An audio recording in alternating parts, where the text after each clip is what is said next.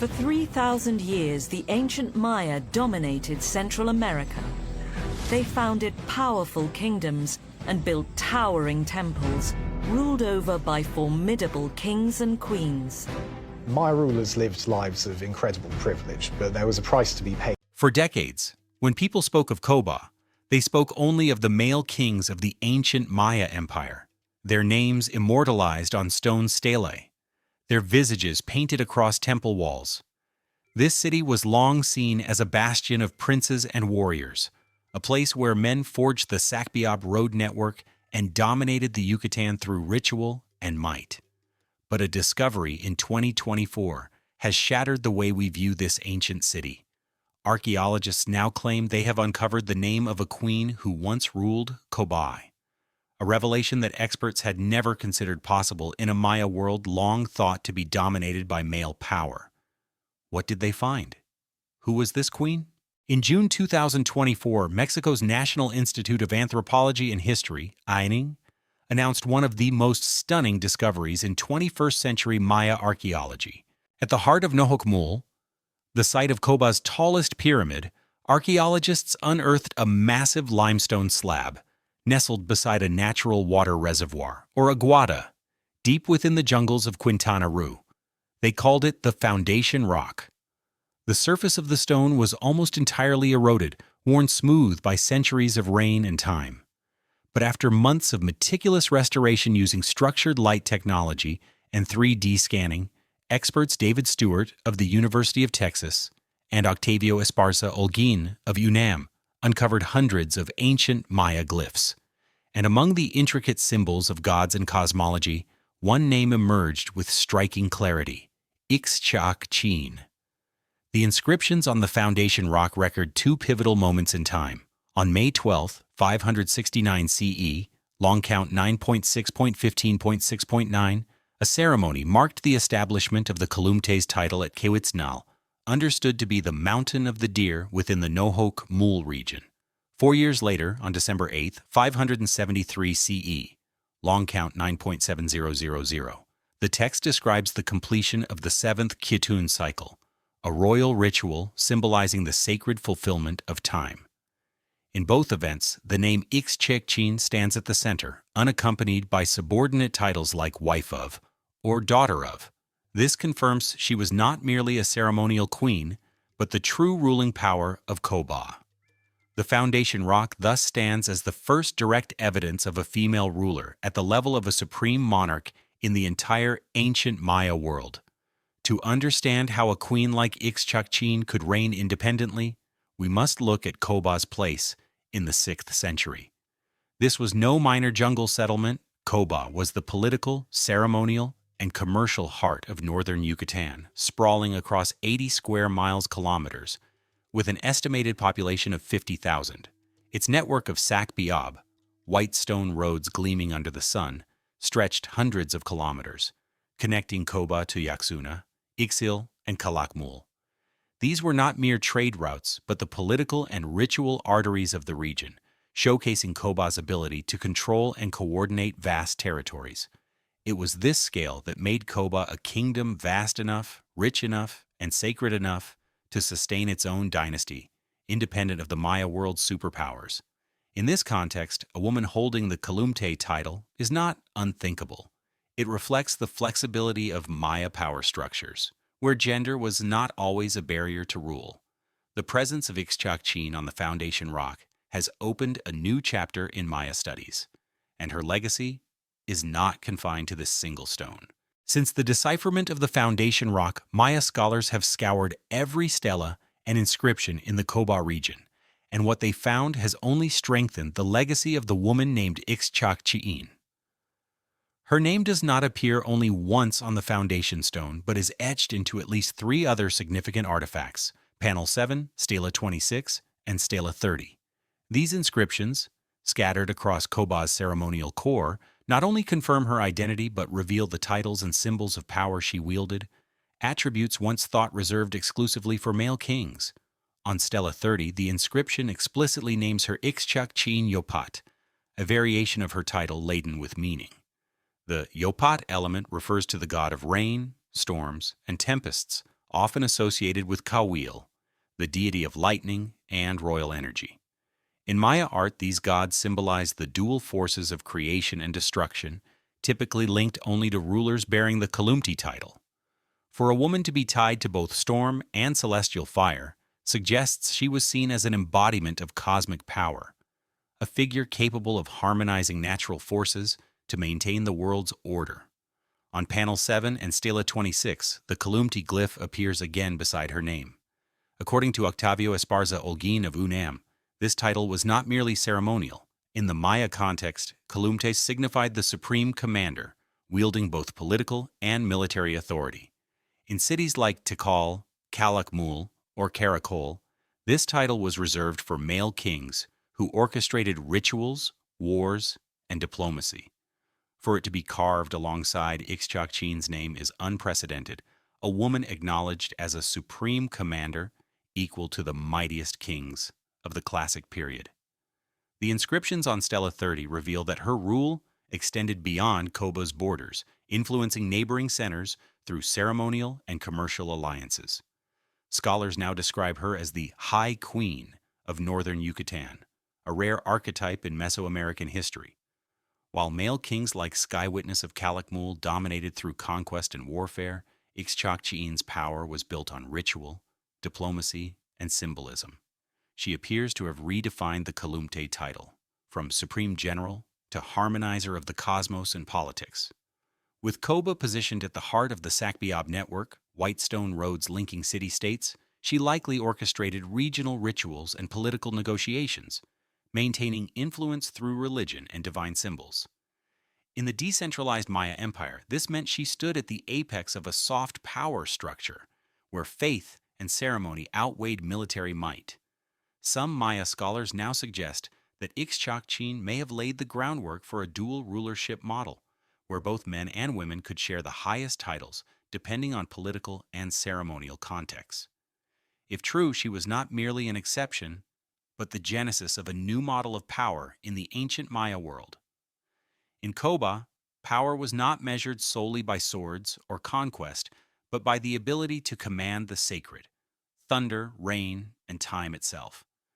By linking her name to Kawil and Yopat, Ixchaq'chin was seen as the keeper of balance between destruction and renewal, war and prosperity.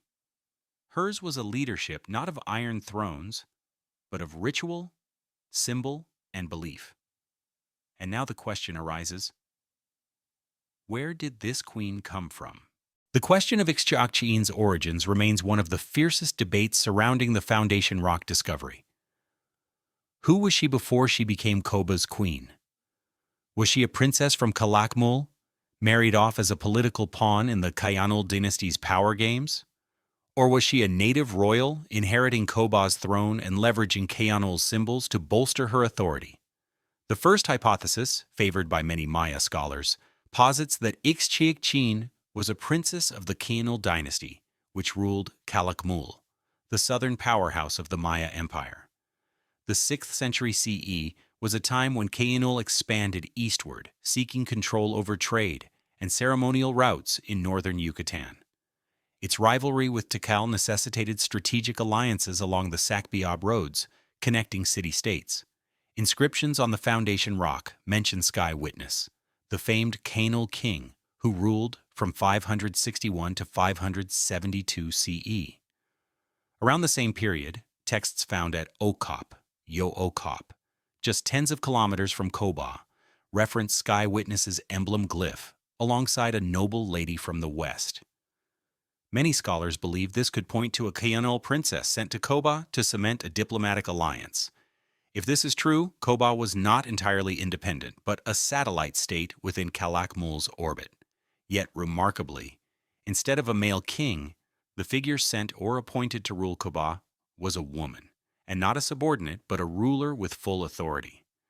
This suggests a novel political model in the Maya world, female vassal rulership, where women were entrusted with independent governance to ensure loyalty and stability in allied regions. If so, Ixchaq'chin was a living diplomatic instrument, embodying the bond between Cobá and Calakmul through marriage, ritual, and symbolism. The second hypothesis argues that Ixchaq'chin was a native royal of Cobá, inheriting power from a local dynasty. The glyphs recording her titles on Stela 26 and Stela 30 lack the prefix Ajao of Kanul, a mandatory designation for Calakmul's royalty. Instead, the script reflects the linguistic style of northern Yucatán, distinct from Kayanul's traditional writing system. If she was a native of Cobá, the presence of Kayanul symbols, such as the god's Ka-wheel or the Witz's serpent, might not indicate subordination, but a deliberate strategy to legitimize her rule. In a world where symbols equaled power, borrowing the gods of the era's mightiest empire, was a way for Cobá to elevate its political standing, asserting equality rather than vassalage. This reflects Cobá's independence and unique identity, a city-state capable of engaging with Maya superpowers without losing its essence. If this hypothesis holds, Ixchaqchiin was not a foreign princess, but a native heir, commanding enough prestige and power to weave Cobá into a web of alliances while retaining full sovereignty. Current archaeological evidence suggests both theories may hold partial truth. Ixchaqchiin could have been an alliance queen, a woman of Kanul blood who ruled Cobá as an independent High Kalumte. She bridged two poles of Maya power, Calakmul, the empire expanding through war, and Cobá, the ritual hub of coordination.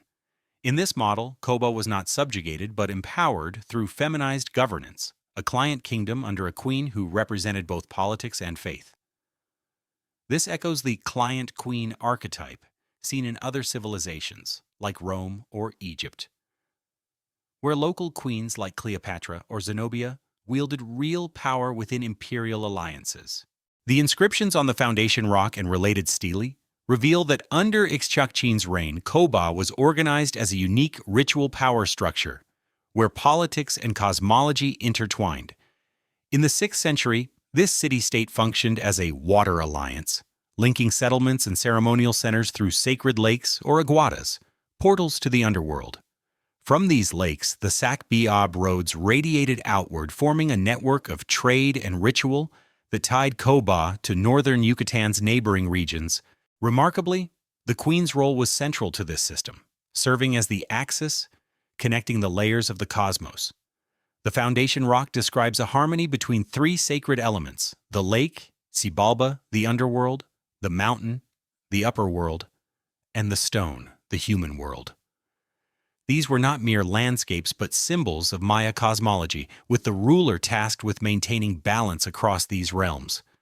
By inscribing her rituals between lake and mountain, Ixchaqchiin was cast as the axis mundi, the cosmic pivot harmonizing the energies of sky, earth, and underworld. From this perspective, her power transcended that of an ordinary king. She did not merely govern people, but upheld the sacred order, ensuring harvests, climate, and the city's survival. This was a form of divine kingship, blending ritual and political authority, where the ruler was not just a leader, but the embodiment of cosmic balance. Under her reign, Cobá was not merely a political hub, but a sacred space where humans, land, and gods converged in harmony. When archaeologists compared inscriptions at Yo'okop and Okop, a startling pattern emerged. Cobá's name appears alongside Sky Witness, the mighty king of Calakmul. These clues reveal that Cobá was not an isolated city-state, but a strategic link in the complex diplomatic web of the Maya world. In the 6th century, as Calakmul and Tikal clashed for control of the Maya heartland, Cobá positioned itself as a mediator, engaging in trade and rituals to bind northern Yucatán to the Maya core. The High Kalum's title ascribed to the queen suggests Cobá was more than a dependent state. It was a regional hub for ritual and power coordination in northern Yucatán. Her role as an allied king within the Kanul system ensured a delicate balance between power centers. The recorded ceremonies at Cobá align with periods of Calakmul's consolidation, hinting at deliberate coordination between the two dynasties, a testament to a sophisticated diplomatic system where symbols and timing were political tools. What makes the queen's role extraordinary is not just her place in this power map, but how she wielded influence through harmony rather than conflict. While many contemporary dynasties expanded through warfare, Cobá extended its reach through ritual, marriage, and trade. This made the city a power relay station, where diplomats, priests, and merchants from across the Maya world converged in a tightly controlled, sacred space. Geopolitically, Cobá served as a spiritual buffer between the southern giant Calakmul and northern Yucatan centers like Ekbalam and Yaxuna. In this system, the queen acted as a mediator, safeguarding regional order through ceremonial authority. Her presence not only strengthened local power, but allowed Cobá to maintain independence in a world divided by superpowers. Thus, under her reign, Cobá emerged as a center of sacred diplomacy, where politics, religion, and commerce fused. By wielding ritual as a diplomatic language, Cobá proved that power stemmed not only from armies or territory, but from the ability to connect and balance worlds, seen and unseen, human and divine, north and south. The discovery of the foundation rock has forced archaeologists to rethink how they narrate the story of power in the Maya world. Until now, the history of this civilization has been written almost exclusively through the names of male kings, etched onto stelae, glorified in battles, or revered in sacrificial rituals. But now, deep in the jungles of Cobá, inscriptions from 569 and 573 CE tell a different story. A woman once stood at the pinnacle of power, bearing the Kulumte title, Supreme Commander, reserved for the greatest kings. Her existence does not merely add a name to the roster of Maya royalty, it challenges our understanding of their social structure. Cobá, once seen as a religious satellite in Calakmul's network, now emerges as an independent kingdom led by a woman with true authority. Her presence across multiple stelae, presiding over rituals and sustaining regional alliances, reveals that Maya power was not as rigidly patriarchal as once portrayed. The foundation rock is more than an archaeological relic. It is a declaration in stone. It proclaims that the foundation of the Maya world was not built on stone alone, but on faith. Faith that the cosmos was balanced by the wisdom, ritual, and hand of a queen. And perhaps, from the depths of Cobá's jungles, history has been rewritten, not with swords, but with the power of renewal and balance.